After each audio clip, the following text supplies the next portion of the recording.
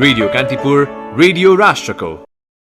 COVID-19 का संक्रमितको संख्या 2000 नागेपछि स्वास्थ्य विपदको अवस्था आउन सक्ने सरकारको आकलन, विज्ञ भन्छन् संकटकालको हतारो नगरौं। विद्यालय खोल्ने नखोल्ने अन्यलतामा निजी विद्यालय सञ्चालकद्वारा विद्यार्थी भर्ना लिएर शुल्क उठाउन पाउने व्यवस्था गर्न सरकारलाई दबाव। सरकार भन्छ वैकल्पिक माध्यमद्वारा सिकाइमा सहजीकरणका लागि जारी भएको निर्देशिका अनुसार सिकाइको प्रक्रिया अघि बढ्छ। व्यवसायीको चरको विरोधपछि सरकारद्वारा कर तिर्ने समय 2 साता थप आर्थिक गतिविधि रोकिँदा ठूलो क्षति बेहोरेका व्यवसायीको लकडाउन उल्लङ्घन गर्ने चेतावनी। विश्वभर 65,61,000 भन्दा बढीमा कोरोना संक्रमण, भारतमा मात्रै 2 लाख बढी संक्रमित। र आफूले कुनै समुदाय, भूगोल र वर्गमाथि आघात पार्ने गरी अभिव्यक्ति नदिएको एन्फा अध्यक्ष कर्मा छिरिङको स्पष्टोक्ति। नमस्कार, कान्तिपुर डायरीका साथमा साथी सूरज र म इन्द्रलक्ष्मी। समाचार अब विस्तारमा। कोभिड-19 का संक्रमितको संख्या 2000 नागेपछि सरकारले स्वास्थ्य विपदको अवस्था आउन आकलन थालेको छ। जनस्वास्थ्य विपद अवस्था घोषणा गर्ने विकल्पमाथि स्वास्थ्य मन्त्रालयका अधिकारीहरू प्रारम्भिक छलफलमा जुटेका छन्। स्वास्थ्य तथा जनसङ्ख्या मन्त्रालयमा हिजो स्वास्थ्य मन्त्री भानुभक्त ढकालको अध्यक्षतामा बसेको उच्चस्तरीय बैठकमा जनस्वास्थ्य विपद अवस्था घोषणा गर्ने विषयमा छलफल भएको छ। तर जनस्वास्थ्य विज्ञहरूले अहिले नै संकटकाल घोषणा गर्न नहुने बताएका छन्। मन्त्री सहितको बैठकमा आगामी कार्यदिशा के हुने र कस्तो योजना बनाएर अघि बढ्ने भन्ने विषयमा छलफल हुँदा स्वास्थ्य संकटकाल घोषणा गरेर अघि बढ्ने कुरा उठेको थियो। लकडाउन सुरु भए यता एक दिन बिराएर मन्त्रालयमा सहसचिव तहभन्दा माथिका सबै कर्मचारीको सहभागितामा बैठक हुने गर्छ। मन्त्रालयले वैशाख 26 मा प्रकाशन गरेको विश्वव्यापी कोभिड-19 महामारीका लागि स्वास्थ्य क्षेत्र विपद व्यवस्थापन योजनामा 2000 भन्दा माथि 5000 सम्म संक्रमित भेटिए जनस्वास्थ्य सेवा ऐन 2075 को दफा 48 को उपदफा 4 बमोजिम जनस्वास्थ्य विपद अवस्था घोषणा गर्न सक्ने उल्लेख छ। योजनामा जनस्वास्थ्य विपद अवस्था घोषणाका लागि विश्व स्वास्थ्य संगठनले तेस्रो तहको विश्वव्यापी महामारी घोषणा गरेको, विश्वस्तरमै उत्पादन तथा वितरण प्रणाली ध्वस्त भएको, देश पूर्ण रूपमा आयातितमा सामग्रीमा भर परिरहेको र छिमेकी राष्ट्रबाट संक्रमितको संख्या बढेको बेला ठूलो संख्यामा नागरिक भित्रनुलाई आधार मान्ने बताइएको छ। ऐनको दफा 48 को उपदफा 4 मा भने बमोजिम एक भन्दा बढी प्रदेशमा यो महामारीले संकट उत्पन्न गरेको हुनुपर्ने उल्लेख छ। संक्रमितको संख्या 2000 कटे, लक्षणविहीन बिरामीलाई घरमै आइसोलेसनमा भएर बस्न निर्देशन पनि दिने भनिएको छ। मन्त्रालयका सहप्रवक्ता डाक्टर समीर अधिकारीले विपद व्यवस्थापन योजना अन्तर्गत नै नियमित हुने बैठकमा जनस्वास्थ्य विपद अवस्था घोषणा बारे पनि छलफल मात्रै भएको दावी गर्नुभयो।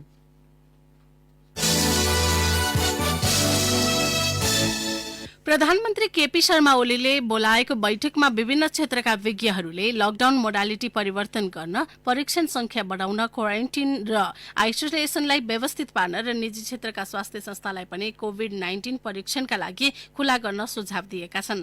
लकडाउन लम्ब्याउँदै लगे पनि सरकारले अपेक्षाकृत रूपमा परीक्षणको दायरा बढाउन नसक्दा एकातिर संक्रमणको जोखिम बढ्दै गएको, अर्कोतिर जनताको आर्थिक सामाजिक जीवन प्रभावित भएको भन्दै सहभागीले चिन्ता व्यक्त गरे। ओलीले हिजो बालुवाटारमा बोलाएर कोरोना नियन्त्रण, रोकथाम र उपचारको सम्बन्धमा विभिन्न क्षेत्रमा व्यक्तिहरूसँग करिब 4 घण्टा परामर्श गर्नुभएको थियो। बैठकमा अधिकांशले अहिलेको लकडाउनको स्वरूपलाई परिवर्तन गर्नुका साथै परीक्षणको दायरालाई अझै बढाउँदै लैजानुपर्ने सुझाव दिएको एक सहभागी विज्ञले कान्तिपुरलाई बताए। विज्ञहरूले प्रधानमन्त्रीलाई लकडाउन नलम्ब्याई अरू विकल्प अपनाएर अघि बढ्न सक्ने योजनाको तयारी गर्नुपर्ने बताएका छन्। बैठकमा डाक्टर भगवान कोइराला, योजना आयोगका पूर्व उपाध्यक्षहरू पिताम्बर शर्मा, स्वर्णिम वाग्ले, शंकर शर्मा लगायत अर्थशास्त्री, योजनाविद, लैंगिक विज्ञ, सामाजिक अभियन्ता, चिकित्सक, जनस्वास्थ्यविद र नर्सहरू सहित करिब 2 दर्जनको उपस्थिति रहेको थियो।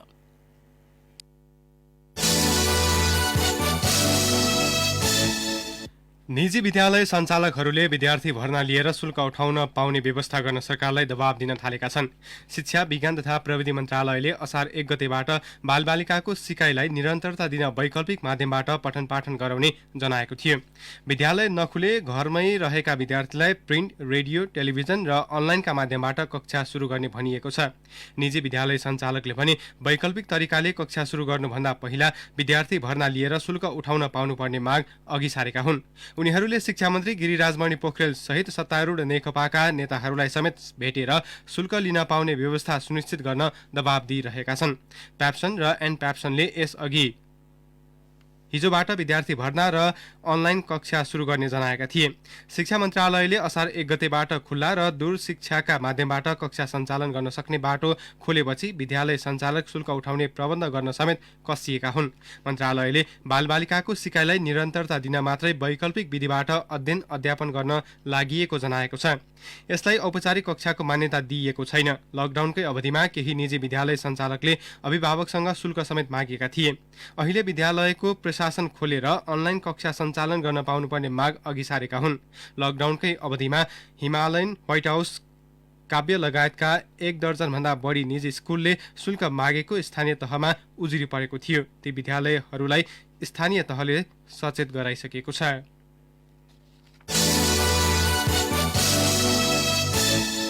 अब कान्तिपुर सविस्तार। कान्तिपुर सविस्तार।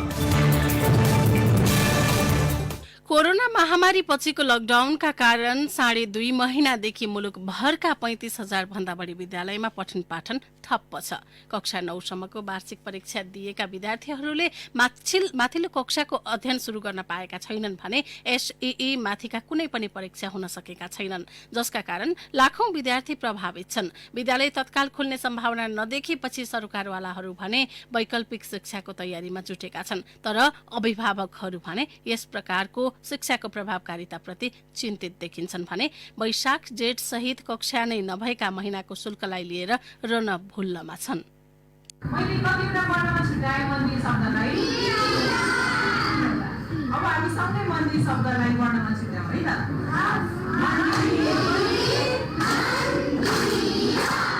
विद्यार्थीले विद्यालयको आँगनमा उभिएर राष्ट्रिय गीत नगुनगुनाएको 3 महिना हुनै लाग्यो। कक्षामा छिरेर किताब नखोलेको पनि त्यति नै। लकडाउन सहज बन्ला र विद्यालय खुल्ला भन्ने आशामा बसेका विद्यार्थी यो बेला फाटफुट्ट स्कुलले सञ्चालन गरेको भर्चुअल कक्षामा अल्मलिँदैछन्। तर इन्टरनेटको समस्या र स्मार्ट मोबाइलको अभावमा प्रभावकारी हुन सकिरहेको छैन। अर्कोतर्फ सरकारवाला भने शैक्षिक सत्र नै प्रभावित नहोस् भनेर विभिन्न विकल्पको तयारीमा जुटिरहेका छन्। शिक्षा मन्त्रालयका प्रवक्ता दीपक शर्मा वैकल्पिक माध्यमद्वारा सिकाइमा सहजीकरणका लागि निर्देशिका जारी भइसकेकाले सोही अनुसार सिकाइको प्रक्रिया अघि बढ्ने बताउँछन्। हामीले एउटा निर्देशिका जारी गरेका छौँ हैन, वैकल्पिक प्रणालीबाट सिकाइमा सहजीकरण गर्ने भन्ने। यो चाहिँ कक्षामा विद्यार्थी बोलाएर पठन पाठन गर्ने भनेको होइन। त्यो अवस्था सहज नहुन्जेलसम्मको लागि वैकल्पिक माध्यमहरूबाट विद्यार्थीहरूलाई घरमै बसेर पढ्ने वातावरण सिर्जना गर्ने, त्यसको लागि विद्यालयले शिक्षकहरू, समुदायमा रहेका शिक्षकहरूले सहजीकरण गर्ने, स्थानीय सरकारले त्यसमा चाहिँ काम गर्ने भन्ने हिसाबले सहजीकरण गर्ने एउटा निर्देशिका हामीले बनाएका छौँ। तर अभिभावकको सरकार र चिन्ता भने फरक छ। ललितपुर टीका थलीका टीका बहादुर थापा विद्यालयहरू नखुलेको बेलामा अब शुल्क उठाउने भन्ने कुरो त अब त्यो कुनै पनि हिसाबले जायज हुँदैन। अब होला उहाँहरूको पनि अब चाहिँ आफ्नो कष्टहरू होला, अब घर भाडा कुरा होलान्, ब्याङ्क ब्याजका कुरा होलान्, अब उहाँहरूको स्टाफलाई तलब भराउनु पर्ने कुरा होला होइन। यद्यपि अब महामारीले त सबैलाई नै गरेको छ, तर अब स्कुल नखुलेको बेलाको शुल्क उठाउने भन्ने विषय त त्यो जायज पनि हुँदैन र त्यो गर्नु पनि हुँदैन। तर निजी तथा आवासीय विद्यालय अर्गनाइजेसन नेपाल प्याप्सनले अभिभावकहरूलाई पनि अन्यायमा नपार्ने भन्दै मध्यमार्गी विकल्पका साथ अघि बढ्ने आश्वासन दिँदैछ। प्याप्सन अध्यक्ष टीकाराम पुरी हामी अभिभावकलाई पनि मर्का नपर्ने गरी, हाम्रा शिक्षक कर्मचारीहरू पनि बाँच्ने गरी र विद्यालयको व्यवस्थापन पनि चल्ने गरी ढङ्गले हामी नेपाल सरकारसँग बसेर अन्तिम एउटा निष्कर्षमा पुग्छौँ। जुन निष्कर्ष मलाई के लाग्छ भने हामी सबैको विन-विनको अवस्थामा हुनेछ। 70 लाख बढी विद्यार्थीको भविष्य जोडिएको विषय भए पनि तत्काल जोखिम मोल्न सक्ने अवस्था नरहेको सरकारको बुझाइ छ। कोभिड नियन्त्रणका लागि भन्दै सरकारले बनाएको उच्च स्तरीय समितिले स्कुल तथा कलेजलाई सञ्चालन गर्ने सूचीको अन्तिम नम्बरमा राखेपछि सञ्चालक मात्र होइन विद्यार्थी पनि शैक्षिक सत्र नै प्रभावित हुने हो कि भन्ने चिन्तामा देखिएका छन्। अध्यक्ष पुरी विद्यार्थी संरक्षण पहिलो दायित्व भएकाले उनीहरूलाई असर पार्ने गरी विद्यालय सञ्चालन नगर्ने दावी गर्छन्। अहिले यो लकडाउन लकडाउनको परिस्थिति र यो महामारीको बीचमा हामी त्यो चाहिँ विद्यार्थीलाई असर हुने किसिमले कुनै काम गर्दैनौँ र म के प्रश्न पार्न चाहन्छु भने निजी विद्यालय सञ्चालन भएका पनि विद्यार्थीलाई विशेष ख्याल गरेर हो विद्यार्थीप्रति हाम्रो ठुलो धेरै माया छ र हामी उनीहरूलाई कसरी संरक्षण गर्नुपर्छ भन्ने कुरामा हामी चिन्तित छौँ र जानकारी पनि छौँ। शैक्षिक सत्र सहज हुँदो हो त यो बेला अधिकांश विद्यालय फर्स्ट टर्म परीक्षाको तयारीमा हुने थिए। झण्डै 2 महिनाको पठन पाठन सकिएको हुने थियो। एसई दिने तयारीमा रहेका करिब 5 लाख भाइ बहिनी कलेजको अनुभव बटुल्दै हुने थिए, तर परिस्थिति सो अनुसारको भएन। फरक परिस्थितिका कारण मुलुकभर रहेका 35,000 विद्यालय मध्ये अधिकांशमा अहिले क्वारेन्टिन बनाइएका छन्। सरकारले अर्को वर्ष साक्षर नेपाल घोषणा गर्ने बताए पनि प्रतिकूल परिस्थिति त्यसमा बाधक बन्ने निश्चित छ। कक्षा सञ्चालनका लागि हरेक विकल्पमाथि समुद्र मन्थन गर्दै गरेका सरकारवालाले दिने निकासले काठमाडौँ सहितका सुगम शहर र बस्ती मात्र होइन दूर दराजका विद्यार्थी पनि समेटिने छन् भन्नेमा अभिभावक भने विश्वस्त देखिन्छन्। रेडियो कान्तिपुरका लागि प्रकाश पाठक। कान्तिपुर सविस्ता। कान्तिपुर डायरीमा अब ब्रेकको पालो। अब बाँकी प्रसङ्ग। नेपालमा कोरोना भाइरस संक्रमितको संख्या 2316 पुगेको छ। पोखरा स्वास्थ्य विज्ञान प्रतिष्ठानमा गरिएको परीक्षणमा आज थप 16 जनामा संक्रमण देखिएको हो। बागलुङका 10, पर्वतका 4 तथा म्याग्दी र स्याङ्जाका 1-1 जनामा संक्रमण देखिएको गण्डकी प्रदेशको स्वास्थ्य निर्देशनालयले जनाएको छ। यसअघि नियमित पत्रकार सम्मेलनका क्रममा स्वास्थ्य तथा जनसङ्ख्या मन्त्रालयका प्रवक्ता डाक्टर विकास देवकोटाले हिजो संक्रमितको संख्या 2300 पुगेको जानकारी गराउनु भएको थियो। कोरोना संक्रमणका कारण मुलुकमा 9 जनाको मृत्यु भइसकेको छ। 2 महिनाभन्दा लामो लकडाउनलाई सरकारले लगातार लम्ब्याउँदै लगेपछि व्यापार व्यवसाय चौपट भइरहँदा सुविधा दिने प्रयाससम्म नगरेको देखेर उद्योग व्यवसायी आजित भएका छन्। सधैँ आर्थिक गतिविधि ठप्प पारेर बस्दा आफैलाई ठूलो क्षति भएको भन्दै उनीहरू अब लकडाउन उल्लङ्घन गर्ने मनस्थितिमा पुगेका छन्। काठमाडौँ र विभिन्न जिल्लाका उद्योगी व्यवसायीहरूका संगठनका सम्बद्ध प्रमुख जिल्ला अधिकारीहरूलाई भेटेर लकडाउनले पारेको मर्कामा निकास दिन आग्रह गरेका छन्। विभिन्न जिल्लाका उद्योगी व्यवसायीका संस्थाहरूले हिजो प्रेस विज्ञप्तिमा लकडाउनलाई उल्लङ्घन गर्ने तयारी गरेको देखिएको छ। काठमाडौँको नेपाल राष्ट्रिय व्यवसायी महासंघले विज्ञप्ति जारी गर्दै आजबाट बिहान 11 बजेसम्म पसल खुला गर्ने निर्णय गरेको छ। विज्ञप्तिमा भनिएको छ 71 दिनदेखि जारी लकडाउनका कारण उद्योग व्यवसाय ठप्प हुँदा घर भाडा, बैंकको ब्याज र किस्ता, कर्मचारीलाई तलब भुक्तानी गर्न समस्या परिरहेका बेला सरकारले कर तिर्न ताकेता गरिरहेको अवस्था छ। तर लकडाउन खोल्ने विषयमा भने कुनै तदारुकता छैन। लकडाउन जारी रहने हो भने उद्योग व्यवसायीहरू पलायन मात्र होइन रोजीरोटी नै गुम्ने खतरा देखिएकाले बिहिबारदेखि बिहान 11 बजेसम्म दैनिक पसल खुला गर्ने निर्णय गरेको बेहोरा जानकारी गराउँछौं। सरकारले करको विवरण र कर तिर्ने समयावधि थपेको छ। व्यवसायको चौतर्फी विरोधपछि कर दाखिला गर्ने समय असार 15 सम्म पुर्याएको हो। यसअघि आन्तरिक राजस्व विभागले मंगलबार सूचना प्रकाशन गरेर जेठ 25 सम्म कर तिर्न भनेको थियो। सो अवधिमा कर दाखिला नगरे जरिवाना गर्ने बताइएको थियो। लकडाउन जेठ 32 सम्म निरन्तरता दिएको सरकारले कर भने 25 गते भित्रै बुझाउने निर्णय गरेपछि यसको तीव्र आलोचना भएको थियो।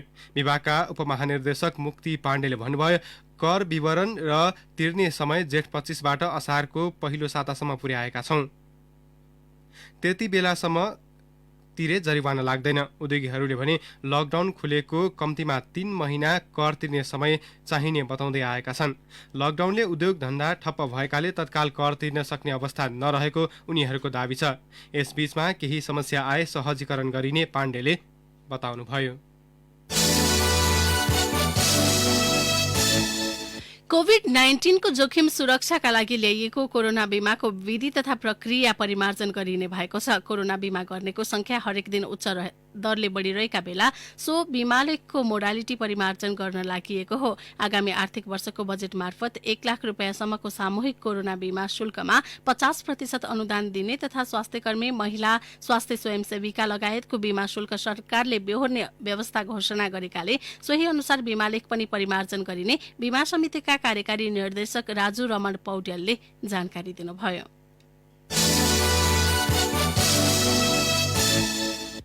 ऊर्जा क्षेत्रको वित्तीय क्षमता सुधार्न र कोभिड-19 सङ्कटबाट पुनर्स्थापनाका लागि विश्व बैंकले नेपाल सरकारका लागि 10 करोड अमेरिकी डलर स्वीकृत गरेको छ। विकास नीति ऋण अन्तर्गतको दोस्रो किस्ता बापतको ऋण स्वीकृत गरिएको विश्व बैंकद्वारा जारी विज्ञप्तिमा उल्लेख छ। नेपालको ऊर्जा क्षेत्रको आर्थिक सम्भावना उजागर गर्न संस्थागत नियमनकारी र प्रमुख नीतिगत सुधार गर्न ऋण उपलब्ध गराएको विश्व बैंकले बताएको छ। नेपाल विद्युत प्राधिकरणले वित्तीय अवस्था सुधार्न स्वतन्त्र र उत्तरदायी खालको नियामक प्रारूप तयार पार्न, नेपालको जलस्रोतको अधिकतम उपयोगका लागि क्षेत्रीय बजारसँग जोडिन तथा संघीय संरचना अनुसार विद्युत प्राधिकरणलाई सशक्त पार्न यो रकम परिचालन हुनेछ। स्वास्थ्य मन्त्रालयले कोरोना संक्रमण रहे पनि अन्य रोगले मृत्यु भएमा कोरोनालाई कारण नमानिने स्पष्ट पारेको छ। कोरोनाबाट मृत्यु भएका व्यक्तिको शव व्यवस्थापन सम्बन्धी कार्यविधि संशोधन गरी मन्त्रालयले कोरोनाको लक्षण देखिएका व्यक्तिको मृत्यु भए मात्र त्यसलाई कोरोनाबाट मृत्यु भएको मानिने स्पष्ट पारेको छ।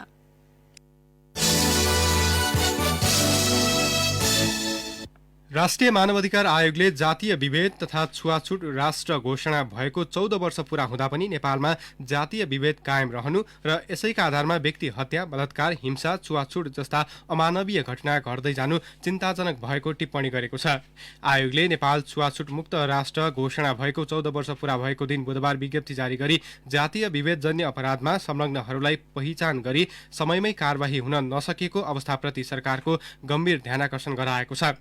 सरकारले 2063 जेठ 21मा नेपाललाई जातीय भेदभाव तथा छुवाछुट मुक्त राष्ट्र घोषणा गरेको थियो। आयोगले विज्ञप्तिमा जातीय विभेदका घटनाले मुलुकको सामाजिक सद्भावमा समेत खलल पुग्न सक्ने भन्दै चिन्ता समेत व्यक्त गरेको छ। रुकुम पश्चिम, जाजरकोट, रूपन्देही, उदयपुर, धनकुटा लगायतका विभिन्न स्थानमा हालै भएको जातीय भेदभाव सम्बन्धी आपराधिक घटनाहरूमा शून्य सहनशीलता कायम गरी कानूनी कारबाही गर्न आयोगले सरकारलाई निर्देशन दिएको छ। राष्ट्रिय पुनर्निर्माण प्राधिकरणले अब भूकम्प प्रभावितको गुनासो सुनवाई नगर्ने भएको छ। 2073 सालदेखि छुटेका लाभग्राहीको गुनासो सुन्दै आएको प्राधिकरणले सो काम सकिएको जनाएको छ। प्राधिकरणका सहप्रवक्ता मनोहर घिमिरेले भन्नुभयो, अन्य खालका गुनासो मात्र सुनवाई हुनेछन्, लाभग्राही सूचीमा सूचीकृत हुन पाऊँ भन्ने गुनासो अब हामी सुन्दैनौं।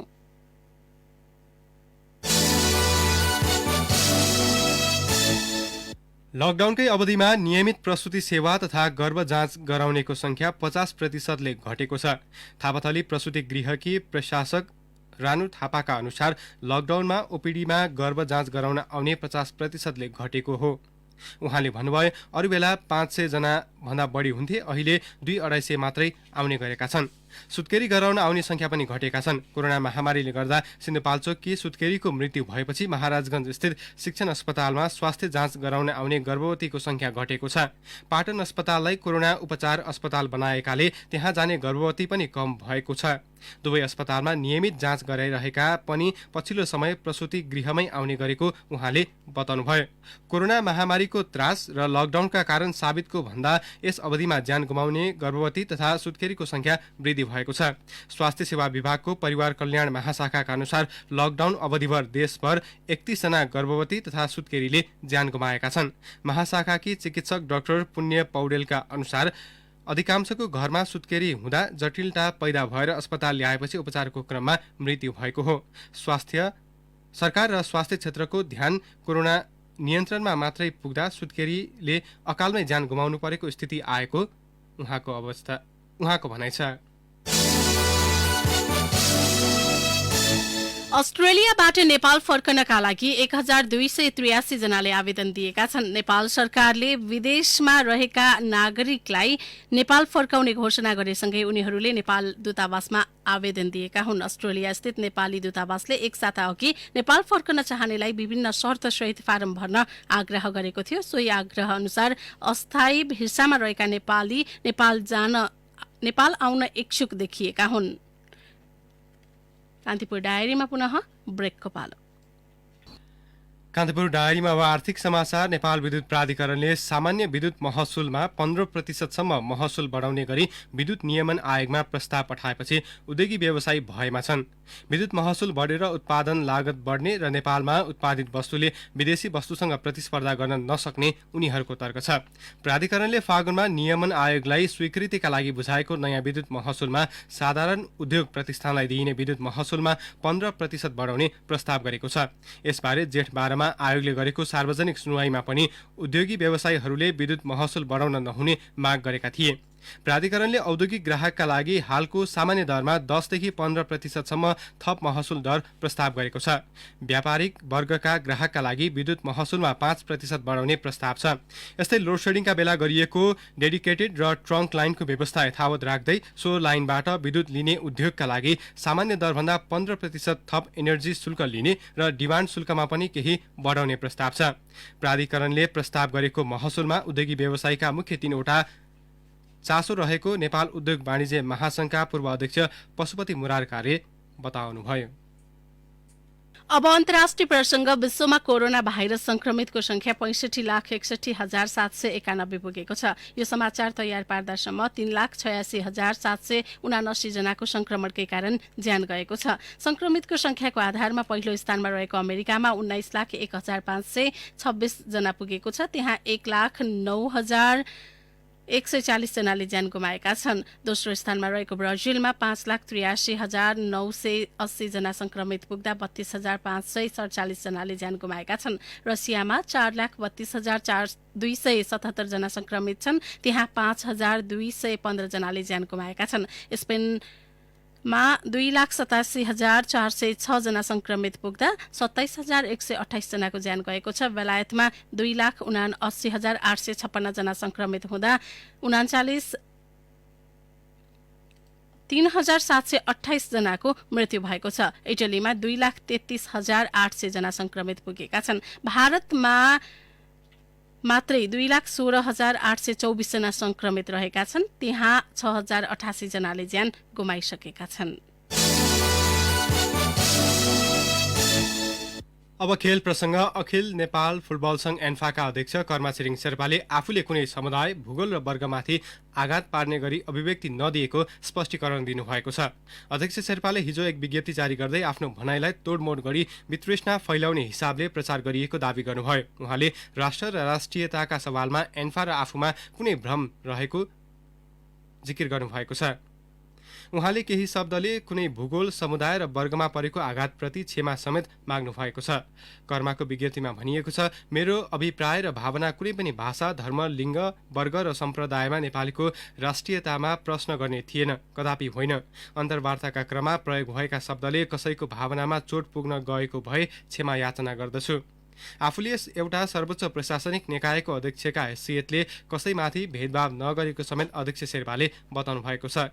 एक अन्तर्वार्तामा शेर्पाले दिएको अभिव्यक्तिलाई लिएर चौतर्फी आलोचना भएसँगै अध्यक्ष शेर्पाले क्षमा याचनासँगै स्पष्टीकरण दिनुभएको हो। सोही घटनालाई लिएर एन्फाभित्रै उहाँको राजीनामा पनि माग हुँदै आएको छ।